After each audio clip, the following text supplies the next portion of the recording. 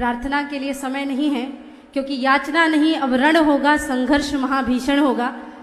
प्रार्थना तो हम कथाओं में कर लेंगे। एक बार निवेदन करूंगी, दोनों हाथ ऊपर उठाएं, मुट्ठियां बांध के इतना जोर से जय जय घोष करना है, क्योंकि दिल्ली से ही उन गीदड़ों ने आवाज लगाई थी कि कितने अफजल मारोगे, घर घर से अफजल निकलेगा। आज ऐसा जय घोष करो कि कोई अफजल की औलाद अपनी अम्मी की कोख में भी बैठा हो तो वही दम तोड़ दे, और ऐसे नारे लगाना बंद करे, क्योंकि यहाँ सनातन बोर्ड के गठन के लिए हम आए हैं, और आज वो गठन बना के गुंजायमान करके जाएंगे, और वो गुंजान आपकी जय जय घोष से होना चाहिए।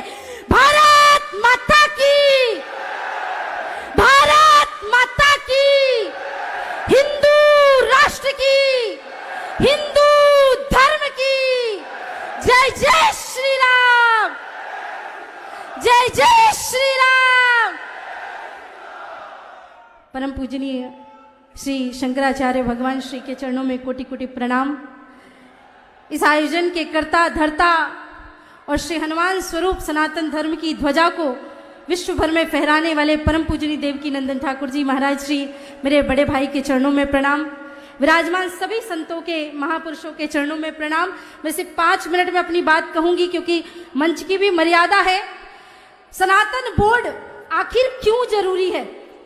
एक शब्द आपने अभी पिछले कई दिनों से सुना होगा, जिसका नाम है वक्फ बोर्ड। वक्फ बोर्ड एक ऐसा बोर्ड है जिसका भारत की भूमि से कोई लेना देना नहीं था, क्योंकि बंटवारे के बाद जब धर्म के नाम पे बंटवारा हुआ तो मुसलमान कहाँ जाए? पाकिस्तान। हिंदू कहाँ रहे? हिंदुस्तान में। लेकिन हुआ क्या? वहां से हिंदुओं को कत्लेआम करके भगा दिया गया, या तो मार डाला गया, या तो धर्म परिवर्तित करा दिया गया, या तो उनका नामो निशान मिटा दिया गया। और उसके बाद जो वहां के हिंदुओं की जमीनें थी वो किसके पास चली गई? मुस्लिम पाकिस्तान वक्फ बोर्ड के पास। और हिंदुस्तान में, भारत की भूमि में जो हिंदुओं की भूमि थी और इनके मुस्लिमों की भूमि थी वो भी वक्फ बोर्ड को चली गई।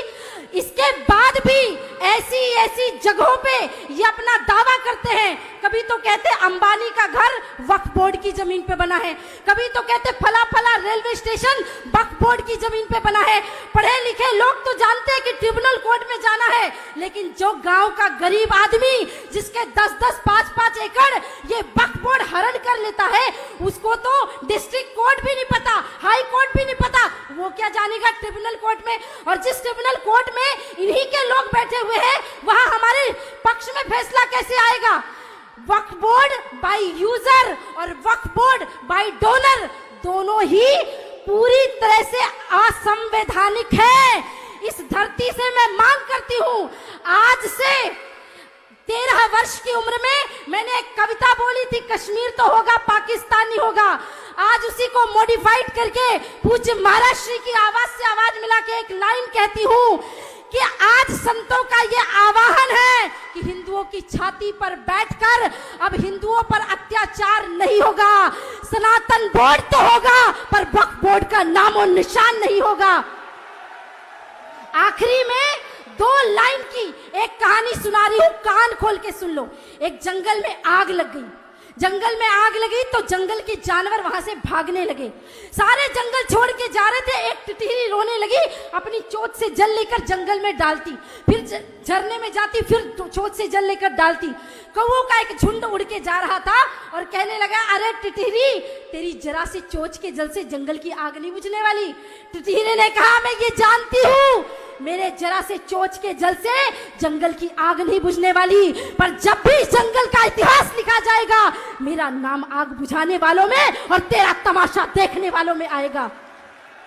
जब परम पूजनीय देवकी नंदन ठाकुर जी महाराज श्री ने अमेरिका में रह करके दिन रात जाग करके सनातन बोर्ड के गठन के लिए, धर्म संसद के आयोजन के लिए जगह जगह गुंजान किया था, तो उनको भी लोग कहते थे, अरे महाराज जी क्या समय वेस्ट करते हो, आपके इतने लाखों करोड़ों फॉलोवर है, आप तो राधे राधे गाओ, कथा सुनाओ। और आपके बोलने से सनातन बोर्ड थोड़ी गठित होगा, एक व्यक्ति के करने से। अगर पूज्य महाराज श्री ने भी सोच लिया होता कि मैं भी अपने यजमानों के यहाँ मजे कर रहा हूँ, क्या लेना देना मुझे, ये बात तो वही बात हो गई ना महाराज कि उनका जो नाम है वो इतिहास में आग बुझाने वालों में दर्ज होगा, और वो आज उसके आप हमें गलत पढ़ाया।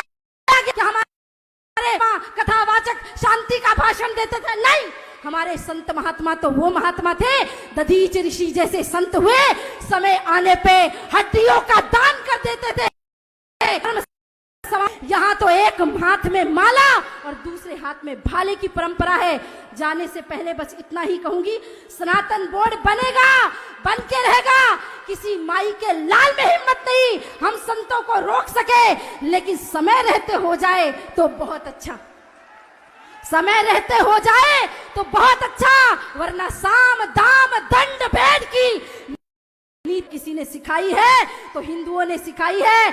अभी हम माला लेके जयघोष कर रहे हैं, अगर भाला लेकर के दिल्ली की सड़क तो ये संत कोई पीछे नहीं हटेंगे। मैं तो अबोध सी छोटी सी उनकी बेटी हूँ, बहन हूँ, वचन देती हूँ, पहली पंक्ति में आप सभी के साथ सम्मिलित होकर के देश धर्म के लिए आगे बढ़ूंगी और एक लाइन बोल करके अपनी वाणी को विश्राम करूंगी कि जो छेड़ेगा हिंदुओं की हस्ती को अब मिटा देंगे हम उसकी हर एक बस्ती को। किसी ने कहा आपको मुसलमानों से नफरत है क्या, ईसाइयों से नफरत? मैंने कहा नहीं, जिन्होंने सनातन बोर्ड का आह्वान किया वो देवकी नंदन जी तो खुद रहीम रसखान के दोहे गाते हैं, गुलाब सखी को प्रणाम करते हैं। हमको मुसलमानों से नफरत नहीं है, लेकिन हमको औरंग बाबर अफजल की औलादों से नफरत है।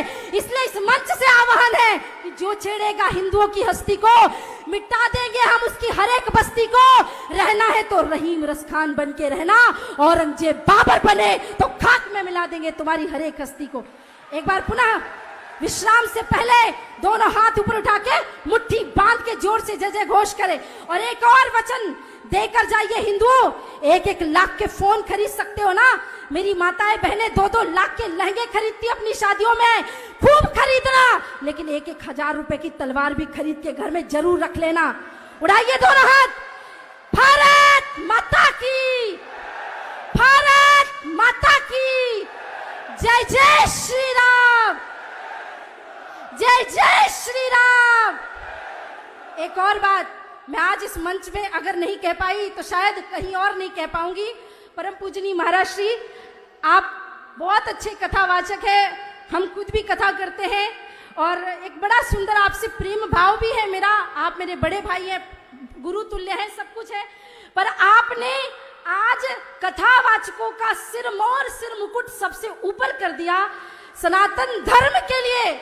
मैंने ऐसे बहुत से कथावाचक, क्षमा करिएगा, पूज्य शंकराचार्य भगवान बैठे पर क्षमा करिएगा हाथ जोड़ के, नहीं, सब लोग यही कहते हैं हमेशा से कि क्या लेना देना हमें धर्म से, लेकिन पहली बार कोई संत कथावाचक यहाँ से खड़े हुए हैं। मैं साष्टांग आपको प्रणाम करती हूँ और बहुत धन्यवाद करती हूँ।